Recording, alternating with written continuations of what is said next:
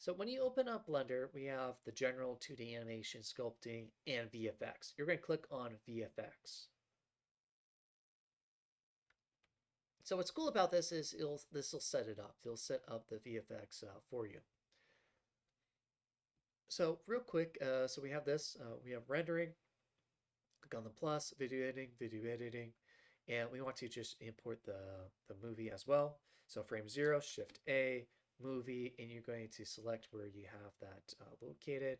In my case, it's all the way down here. How to record. We have the film right here. Okay, add movie strip. Okay. There we go. So if I click play, 1, 2, 3, 1, 2, 3. Oh, sorry, that's the wrong one. Shift A, movie. Here it is. So we have that. And we're going to add movie strip.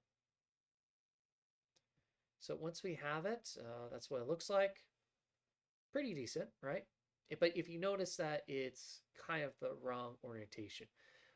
Unfortunately, with the iPhones and stuff, the way that Blender is set up is it doesn't really recognize it. So for motion tracking and stuff, you kind of have to just do it like this. So that's just something to keep in mind. Even if you do it landscape, it's still going to have issues. So we have our video. It's kind of sideways. After we do the processing, we can always flip it over. So there's the video. And we have the audio as well. Let's make sure it's sync to audio. Delete the video. So we just have the audio. But now we can go to motion tracking. And what we're going to do is we're going to open up the same movie. Here it is. And we're going to expand it. And here we go. So it looks pretty good. Now we have the basis set up. Next step is to actually start doing tracking.